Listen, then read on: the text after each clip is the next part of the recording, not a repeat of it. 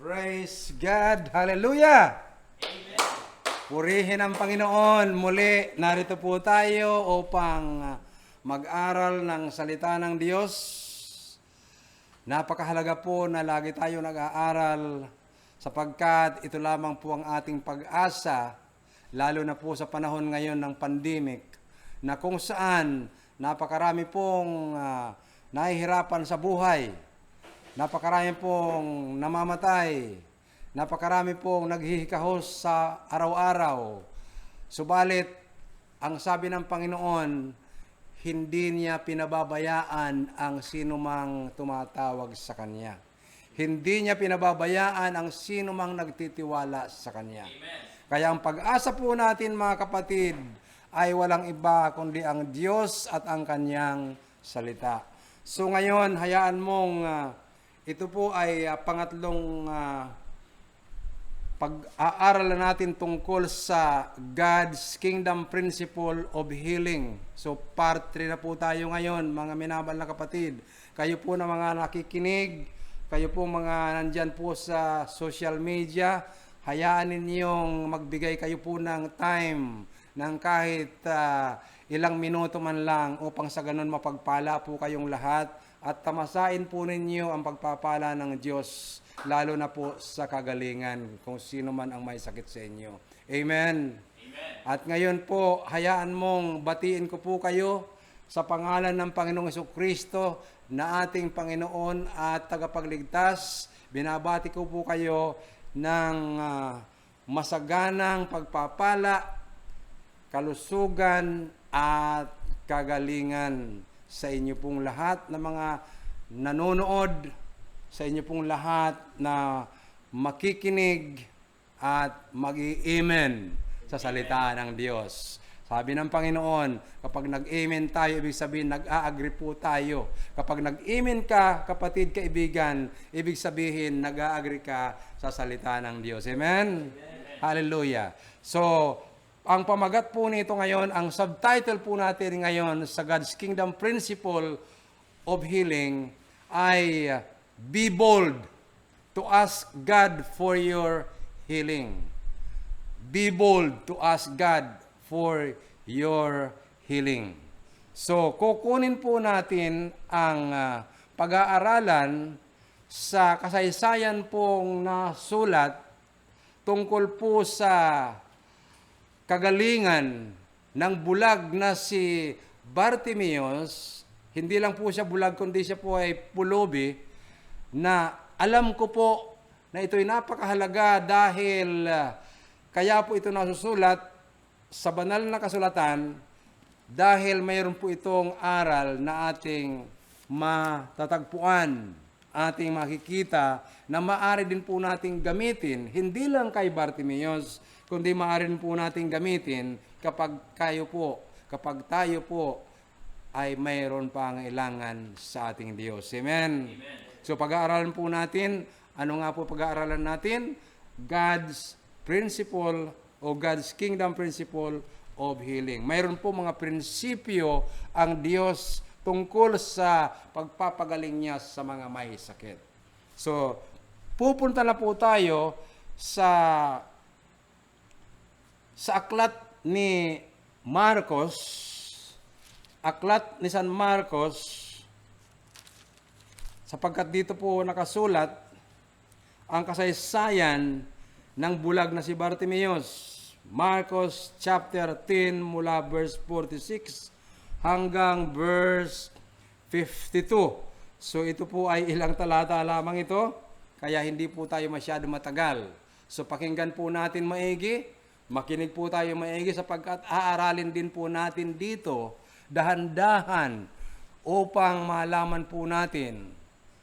Kaya nga po, di tayo magmamadali dahil napakahalaga nito, aaralin po natin dahil nakikita naman po natin na kahit alam naman ni Jesus Christ na may mga pangangailangan ang napakaraming tao, kung nakikita po natin o nababasa po natin ang nakasulat sa banal na kasulatan sa Bible na napakaraming sumusunod kay Jesus Christ noong siya po ay na dito sa lupa, physically na narito sa lupa at nagmi-ministry.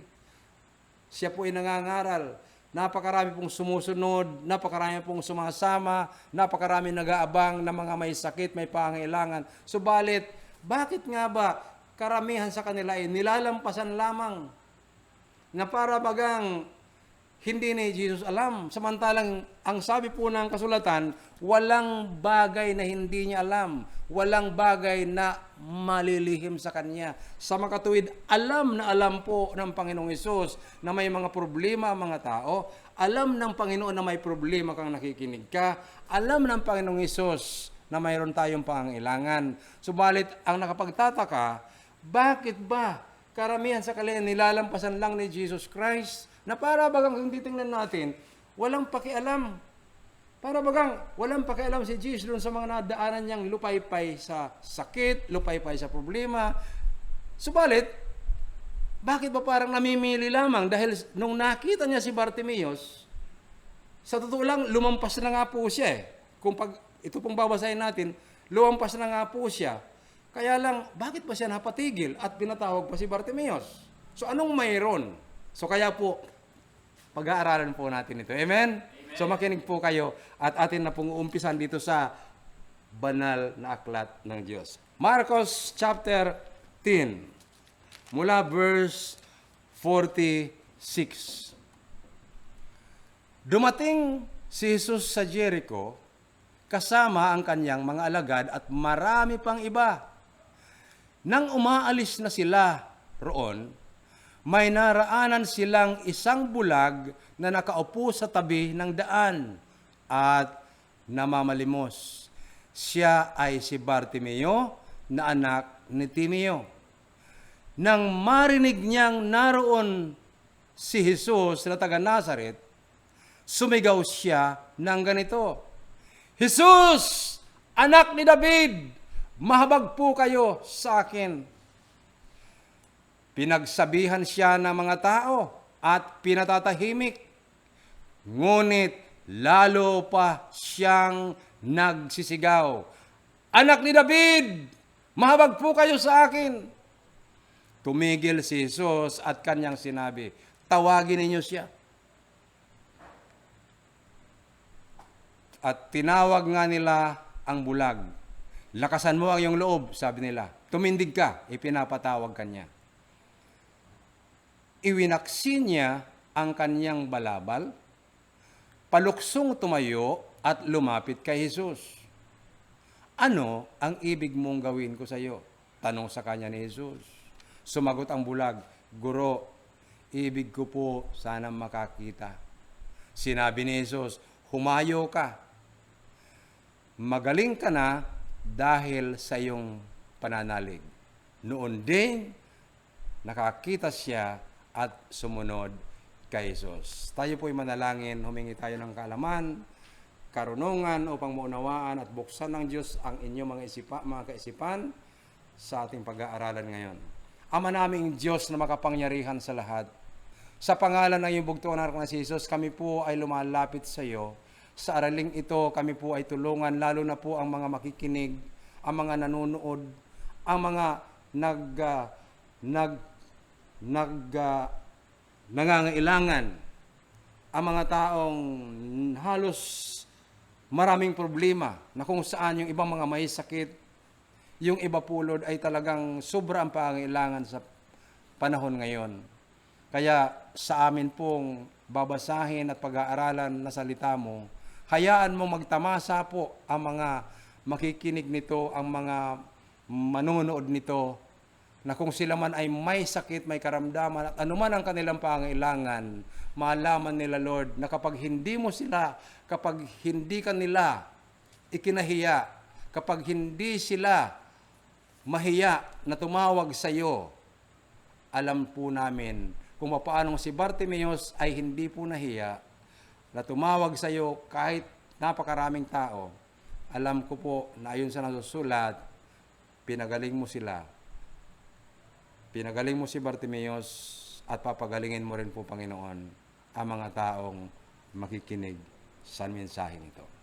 In Jesus' name, Amen and Amen. So, ayun po dito sa binasa po natin. Sa binasa po natin, meron pong napakahalagang mapupulot nating aral. Ano po ba ang mga katangiang nakita ni Jesus Christ sa bulag at mahirap na si Bartimeus?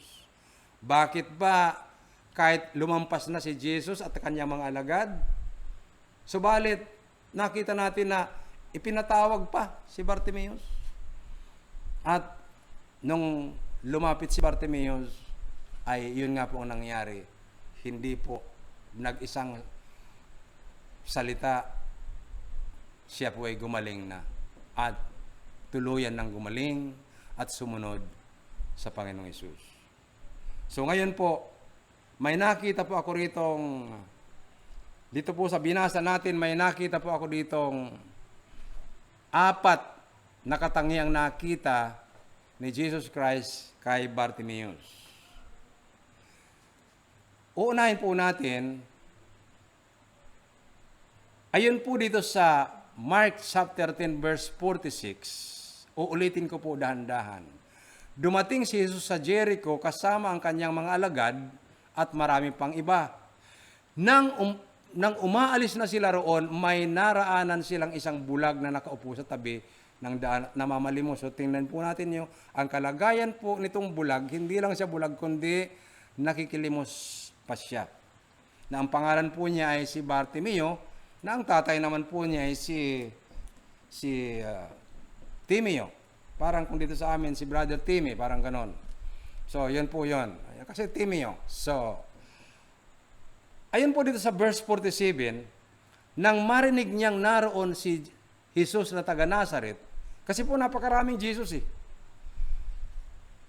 Napakaraming Jesus. Nung narinig ni Bartimeus na ang dumaan ay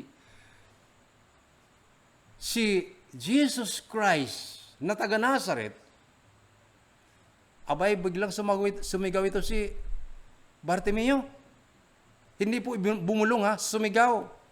Ano po ang sumigaw? Ano po ang isinigaw? Jesus, anak ni David, mahabag po kayo sa akin. So, pag ganoon po ang pagkabigkas, hindi po sigaw yun.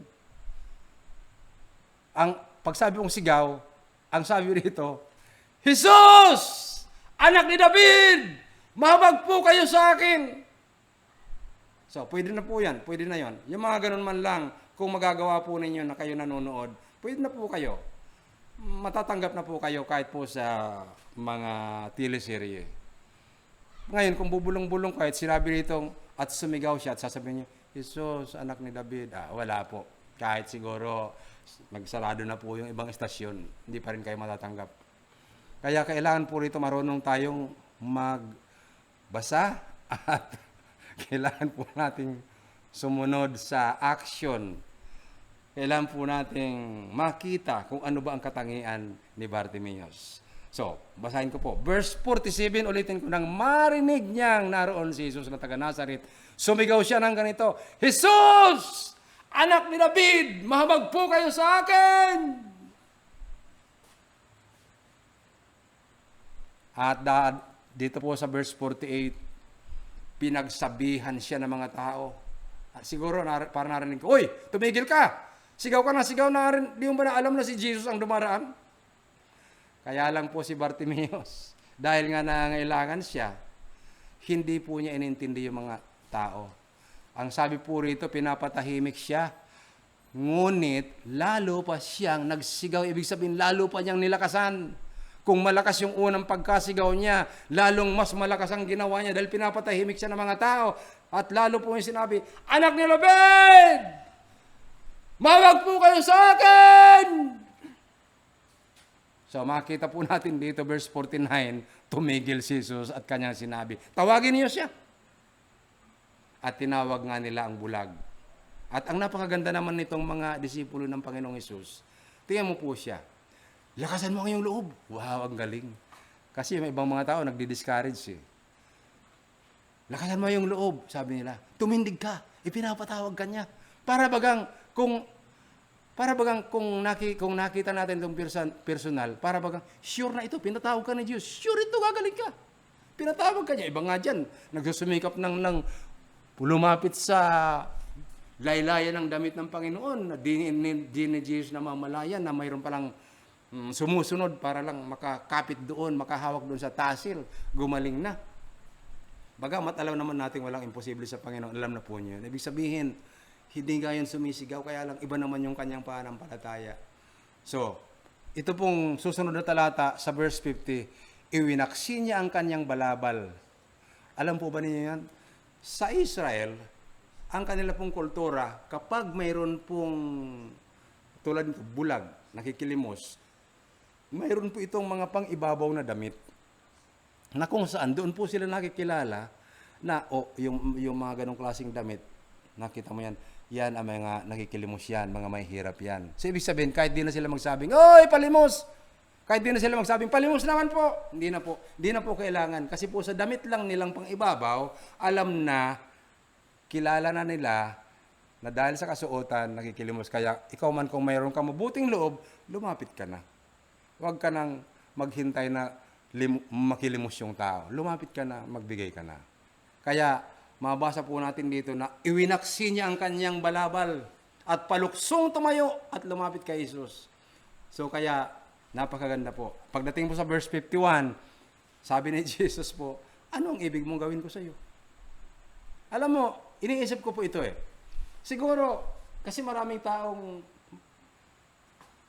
pangailangan. Una, si Bartimeus, hindi lang bulag kundi mahirap. Pero makita po natin, bakit kaya ang hiningi lang niya dito ay makakita siya? Maaari naman humingi siya ng kayamanan. Yung iba nga, kayamanan na lang muna, kahit bulag. Bastang mayaman siya.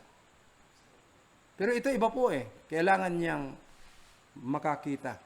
At kung ako man siguro, nanaisin ko makita si Jesus personal. Ayawan ko po sa inyo. Kayo man ba, gusto ninyo, mas pipiliin yung makakita na lang, makita niya si Jesus personal? Amen? Amen? Ako man, ganoon pong gagawin ko. So, ang maganda po nitong balita, pagkatapos na nakakita si Bartimeus, ayon po dito sa verse 52, nakakita siya at sumunod kay Jesus. So, parang ganoon, saglit lang. Saglit lang. So, ngayon, tingnan po natin. Ang unang nakita ko sa 4 na katangian ni Bartimeus na nakita ni Jesus, verse 47, hindi nahiya si Bartimeus na ipagsigawan ang pangalan ng Panginoong Hesus sa napakaraming tao upang humingi siya ng habag para sa kanyang kagalingan. Kaya po ba ninyo yan? Kaya ba natin yon? Na kahit napakaraming tao, kaya na ba nating isigaw na, Lord! Pagalingin mo ako, Panginoon. Kailangan kita, Lord. Hallelujah! Kaya ba ninyong sumigaw man lang ng hallelujah o kayo ng mga nakikinig? Kaya ba ninyong sumigaw man lang, hallelujah! Hallelujah! Sigaw na yon. So, alam po ba ninyong mayroon po nakasulat sa Mark chapter 8 verse 38? Babasahin ko po yung nakasulat dito sa Mark chapter 8 verse 38. Kapag ang sino man ay nahiyang kumilala sa akin, ito po si Jesus Christ nagsasalita dito. Kapag ang sino man ay nahiyang kumilala sa akin at sa aking mga salita sa harapan ng lahing ito na makasalanan at hindi tapat sa Diyos, ikakahiya rin siya ng anak ng tao pagparito niya nataglay ang dakilang kapangyarihan ng kanyang ama at kasama ang mga banal na anghel. So, kadalasan, hindi po tumatanggap itong mga taong sumusunod kay Jesus. Yung iba nag-aabang, yung iba sumasama sa lakad ni Jesus. Kadalasan, hindi sila tumatanggap po dahil maray, sumusunod lang sila. Hindi sila nagsasabi, hindi man lang sila nagsasalita, na para bang katwiran po nila, alam naman yan ni Jesus, alam naman yan ni Lord na ako'y may sakit. Alam naman yan ni Lord may problema ako. Hindi po Ang kailangan po, ayun po dito sa nakita natin, sa binasa natin, kailangan tayong huwag mahiya na isigaw ang pangalan ng Panginoon. Amen. Kailangan tayong huwag mahiya na isigaw ang pangalan ng Panginoong Hesus sapagkat yan po ang hinahanap niya na hindi natin siya kinakahiya, lalo na't alam natin na sa Kanya ay walang imposible. Amen. Sa Kanya ay walang imposible.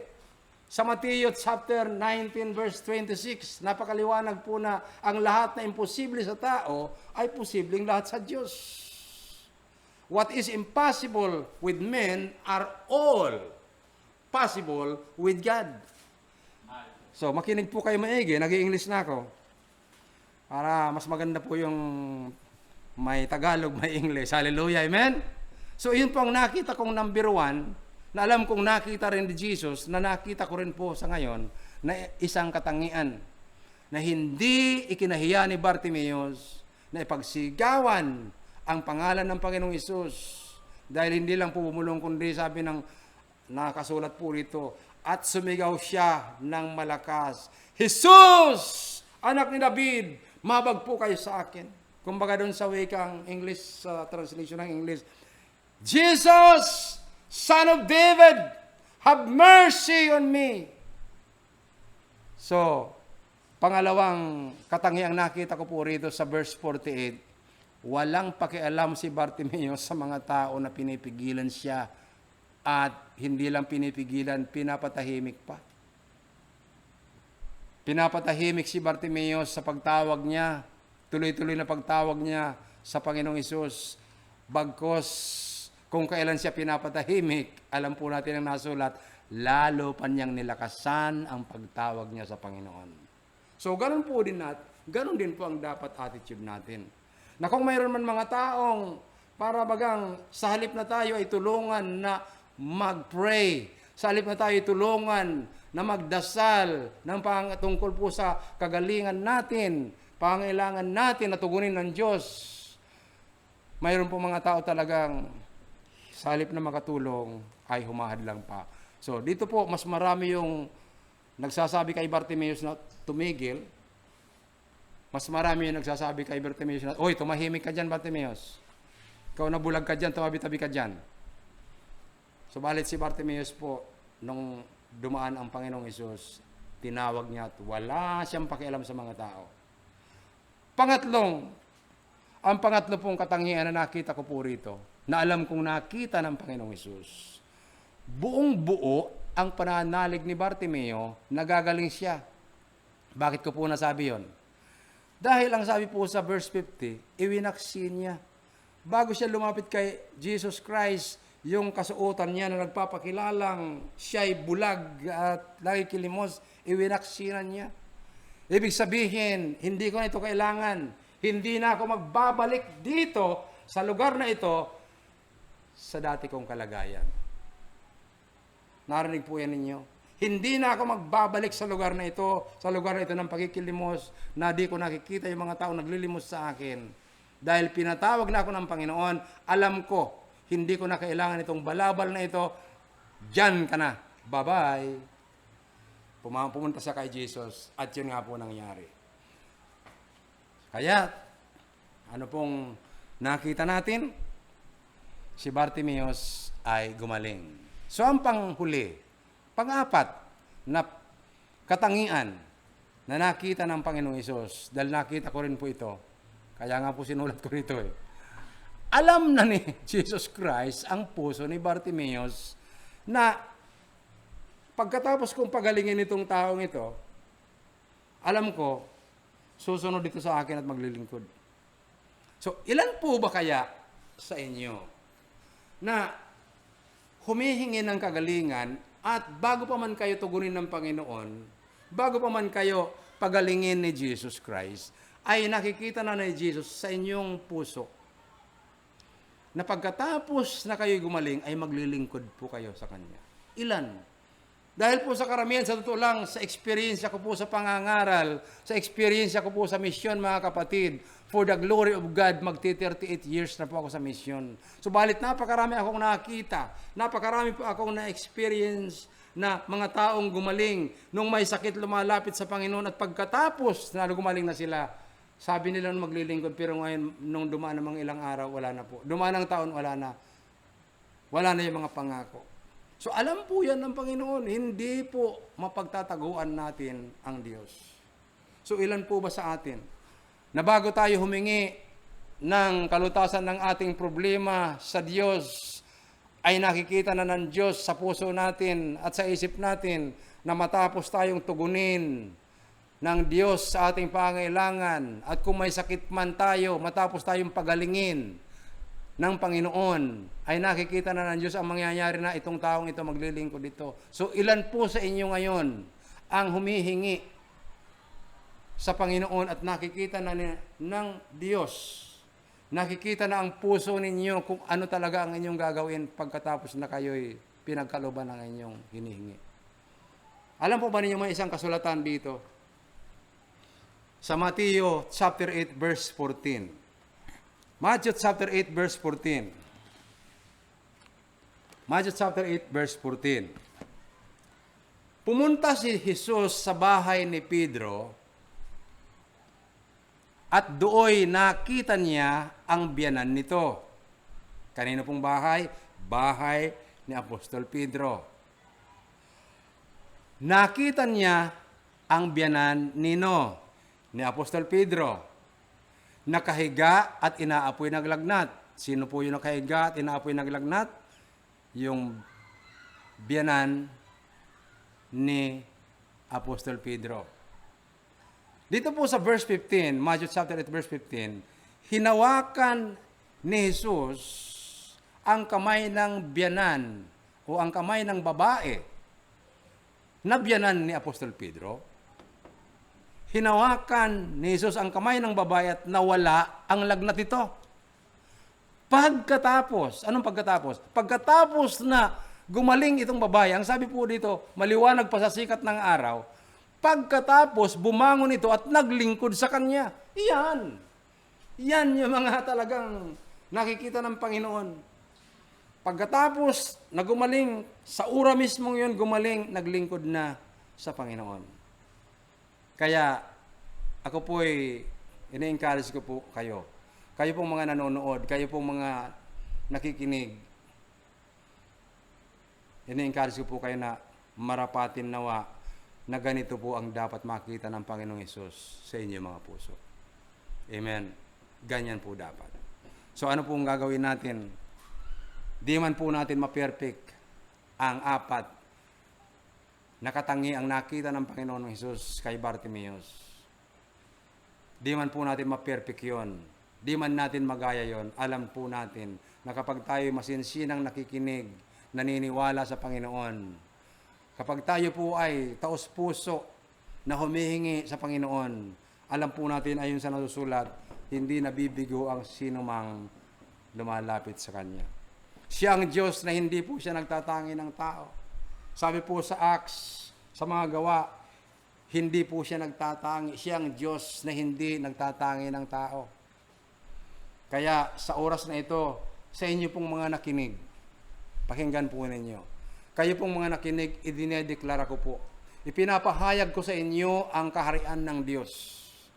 At saan man lugar, mapakinggan ang mensaheng ito, idinedeklara ko ang kaharian ng Diyos. At alam po ba ninyo, ayon sa Matthew chapter 10, kapag idineclare ang kingdom of God sa lugar na yan, nagsisimula po na ang mga may sakit ay gumagaling, ang mayroong problema, halimbawa yung mga demon possessed ay napapalaya, nakakalaya sa pagkaalipin ng demonyo, ang mga may kitungin ay lumilinis. Alam po ba niyo kung bakit?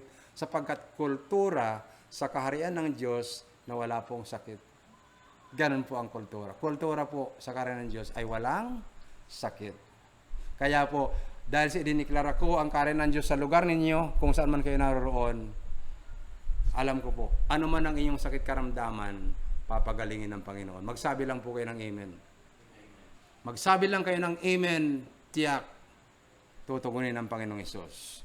So ngayon, ano po ba ang inyong karamdaman? Alam ng Diyos kung ano man ang karamdaman na ngayon, napaka-usong-uso ngayon dahil nagbabago ng klima, lagnat, ubo, sipon, at pag check up ka dyan sa hospital ngayon, kahit yan ay simpleng trangkaso, ang sasabihin po sa iyo, COVID yan. COVID yan. Namatay sa sakit sa puso, COVID. Nilagnat, COVID. Namatay yung tao dahil doon sa kanyang dating malalang sakit anong araw, COVID. Lahat po ngayon COVID eh. Kulang na lang pati yung mga namamatay na hayop, COVID din. So, pansinin niyo ang nagagawa ng kaaway. So, balit ipinagbabawal ko yan, sa pangalan ni Kristo Jesus, pinagbabawal ko na ang bawat nakikinig ngayon ay magkasakit. Ipinagbabawal ko sa pangalan ni Jesus na magkasakit ang mga nakikinig ngayon. At kung may sakit man, ngayon pa lang ipinapahayag ko na gumaling kayo in the name of Jesus. Ano man ang iyong karamdaman, masakit ang ulo, o may ubo, may sipon, may trangkaso, gumaling kayo sa pangalan ni Kristo Jesus, gumaling kayo. Magsabi lang po kayo ng yes, Lord, Amen. Ano man ang iyong sakit, masakit ang tiyan, masakit ang mata, masakit ang tainga, masakit ang batok, high blood pressure, diabetiko, sa ora mismong ito pinapahayag ko, sa pangalan ni Jesus, gumaling kayo. Masakit ang likod, masakit ang mga tuhod, mga pa, in the name of Jesus, gumaling kayo. At gagaling kayo. Gagaling kayo. Gagaling kayo. So nasusulat po mga kapatid, na kailangan, pag gumaling na rin tayo pinagaling ng Panginoon, ingat din po tayo sa mga kinakain at iniinom po ha. Hello? Ingat din po tayo sa mga kinakain at mga iniinom natin. Hindi naman po ako kontra soft drink, pero kontra po ako sa nagagawa na mga soft drink na yan. Lalo kung diabetes ka na, mayroon ka ng diabetes. Kailangan pong mag-ingat din po kayo. Kasi hindi po lahat na gano'n na lang aasahan natin ang himala ng Diyos. Ibinilin po ng Panginoon na alagaan natin ang ating katawan. Amen? Nasusulat po sa 1 Corinthians chapter 3 verse 16 na ang katawan na ito ay hindi atin. 1 Corinthians chapter 3 verse 16, 1 Corinthians chapter 6 verse 19 and 20, ang katawan na ito ay hindi atin. Ito'y sa Panginoon, ito'y tirahan ng Santong Espiritu. Kaya alagaan po natin. Amen? Nakikinig po ba kayo mga minamahal? Alagaan, hindi yung basta na lang kumain kung ano nung kinakain. Alamin ang kakainin kung iyon ay pangkalusugan. Alamin kung ayong iniinom ay pangkalusugan. Inuulit ko, ingat po sa mga kinakain. Ngayon alam ko, pinagaling na kayo ng Panginoon, ingat po sa mga kinakain. Ingat po. So ngayon magpipray po ako para sa mga pinagaling ng Panginoon na hindi pa po tumanggap kay Jesus Christ. Alam naman po ninyo na itong pangangaral na ito, mga kapatid, pakinggan po ninyo ako. Tingin muna po sa akin at pakinggan ninyo ako. Hindi po ako nangangaral tungkol sa religion. Please, pakinggan po ninyo. Hindi po ako nangangaral tungkol sa religion. Sa bagong tipan, napakaliwanag ng gusto mo bang pumunta sa langit? Gusto mo bang pumunta sa ating Ama? Maliwanag po na wala kang ibang pwedeng dadaanan kundi si Jesus Christ. Kasi po nakalagay sa John chapter 14 verse 6. Sabi po ni Jesus Christ, I am the way, the truth, and the life. No one can come to the Father but through me. Sabi po niyan ng Panginoon. Walang ibang daan kundi ang Panginoong Hesus. Walang ibang katotohanan kundi ang Panginoong Hesus. Naghahanap ka ng buhay sa Panginoong Hesus. Naghahanap ka ng katotohanan sa Panginoong Hesus. Naghahanap ka ng daan papunta sa Ama sa Panginoong Hesus. Hindi po reliyon. Sa John chapter 1 verse 12, napakaliwanag pa po sikat ng araw sinasabi, but as many as receive Him, Jesus Christ, ang sino man tumanggap kay Jesus Christ, pinagkakalooban niya ng karapatan na maging anak ng Diyos. So hindi po pinagkalooban ng karapatan na maging Christian. Inuulit ko, inililinaw ko. Ang sino mang tumanggap kay Jesus Christ, pinagkakalooban ng karapatan na maging Christian, hindi po, maging anak ng Diyos. Amen? At maliwanag din po ang pangkaraniwang nabasa natin. Sa silong ng langit, walang ibang pangalan na ibinigay ng Diyos na sukat ikaligtas ng tao, kundi ang pangalang Jesus lamang. Acts chapter 4 verse 12. Ulitin ko po. Acts chapter 4 verse 12, walang ibang pangalan na ibinigay ng Diyos sa silong ng langit na sukat ikaligtas ng tao, kundi ang pangalang Jesus lamang. Amen?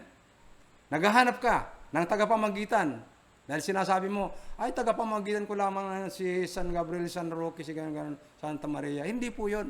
Ang tagapamagitan, buksan po ninyo ang banal na kasulatan, mga kapatid. 1 Timothy chapter 2 verse 5. There is only one God and one mediator between God and man, the man Christ Jesus. Isa lamang ang tagapamagitan sa Diyos at sa tao, ang pangalang Hesukristo lamang. Siya lamang tagapamagitan. Amen? So, naghahanap ka ng tagapamagitan? Si Jesus. Naghahanap ka ng kaligtasan? Si Jesus. Bakit? For God so loved the world, He gave His only begotten Son, that whosoever believe in Him should not perish, but have everlasting life. Amen? Gayon na lamang ang pag-ibig ng Diyos sa sanlibutan, kaya ibinigay niya ang kanyang bugtong na anak upang ang sinuman na sa kanya'y sumampalataya, maniwala at magtiwala ay hindi mapapahamak, kundi magkakaroon po ng buhay na walang hanggan. Amen? So yan po. Sa oras na tinanggap mo si Jesus, pansinin po niyo, sa oras na tinanggap mo si Jesus Christ, sa oras mismo ngayon, ang Holy Spirit ay ibinibigay ng Ama sa tumanggap. At sa oras din po ngayon, inililipat ka na ng ating Amang Diyos na nasa langit. Sa oras na tinanggap mo ang Panginoong Hesus, sa oras mismo ngayon, hindi lang inilagay sa iyo, ipinadala sa iyo ang Holy Spirit, kundi inililipat ka na ng ating Ama mula sa kaharian ng kadiliman patungo sa kaharian ng kaliwanagan. Yan po ay nasa Colossians chapter 1 verse 13. Ganito po ang sinasabi sa Colossians chapter 1 verse 13 sa English Bible. The Father rescued us from the kingdom of darkness and transferred us to the kingdom of light, the kingdom of His Son, His love. Ibig sabihin, sa oras tinanggap mo ang Panginoong Hesus, ipinadala sa ang Holy Spirit, nandiyan ang Holy Spirit, at inilipat ka na agad. Kaya nga, dapat nag-aaral na po tayo ng Word of God pag ikaw ay nasa kaharian ng Panginoon. Dahil ikaw ay wala na po sa dating kaharian. Ang kaharian ni Satanas, wala ka na doon. Kaya nga, dapat mag-aral. Bakit? Para mabago na po ang ugali. Yung dating ugali, ay wala na yon. Di mo yun pwedeng dalhin, di ka pwede magbitbit ng ugali mula sa kaharian ng dyablo at lilipat ka sa kaharian ng Panginoon. Di ka pwede magbitbit ng kahit ano. Kailangan, sabi nga sa 2 Corinthians 5:17, therefore, if any man be in Christ, he is a new creation. All things are passed away. And behold, all things are become new. Amen? Ang sino mang tumanggap kay Jesus Christ, siya ay binago na. Wala na yung lumang pagkatao. Bakit? Kasi yung luma niyang pagkatao, dapat yung luma niyang kultura, luma niyang pag-uugali, iwanan niya doon kasi kultura po yan sa kadiliman. Inilipat ka sa kaharian ng kaliwanagan, dapat ang edap mo, ipamuhay mo, ay kultura na ng Panginoon. Amen? Malinaw ba? Amen po. Malinaw po. Ganun po kalinaw yan. So ngayon, sabihin po niyo sa akin, dahan-dahan ako magpipray, sumunod po kayo, mga minamahal sa akin, sumunod po kayo sa ganitong maikling panalangin. Ilagay po inyo ang kamay sa iyong puso, sa iyong dibdib, at sabihin po inyo, Panginoong Hesus, ako po'y naniniwala sa iyong mga salita na kayo po ang tumubos sa akin. Kayo po ang nagligtas sa akin. Pinagsisisihan ko po ang lahat ng aking kasalanang nagawa sa isip, sa salita at sa gawa. Linisin mo ako, Panginoong Hesus, ng banal mong dugo na nabubuo sa krus ng Kalbaryo. At sa oras pong ito, Panginoong Hesus, binubuksan ko ang aking puso. Tinatanggap kita bilang Panginoon at Diyos ng aking buhay. Ikaw lamang ang aking paglilingkuran. Ikaw lamang ang aking sasambahin. Ikaw lamang ang aking tatawagin, anuman ang aking pangailangan, sapagkat ikaw ang nag-iisang Diyos na makapangyarihan sa lahat, na makakatugon sa lahat ng aking pangailangan. So, sino man pong nag-pray nito, magsabi na ng Amen. Ako na lamang pong mananalangin saglit. Amang banal, sila pong mga sumunod sa prayer na yon. Ikaw na po ang bahala sa kanilang magpalago, saan man silang naroon, saan mang bansa sila, saan mang silang lugar. Kayo na po, Holy Spirit, ang siyang mag-follow up sa kanila, na sila ay i-guide po sa mga magtuturo ng kasulatan, ng banal na kasulatan. I-guide mo po sila, Holy Spirit, upang sila lumago sa kanilang pananampalataya at sa pagkakilala sa iyo. Upang sila po ay lumago ang kanilang paniniwala, ang kanilang pong pagkakaalam na ang Diyos ay buhay at siya lamang ang dapat sambahin. Maraming salamat po, Panginoon. Sila po na matumanggap sa iyo ay wini-welcome po namin sa iyong kaharian. In Jesus' name, in Jesus' mighty name, in Jesus' mighty name, amen and amen and amen. God bless you po. Pagpalain kayo ng Panginoon. Sumain niyo ang kapayapaan. In Jesus' name, amen.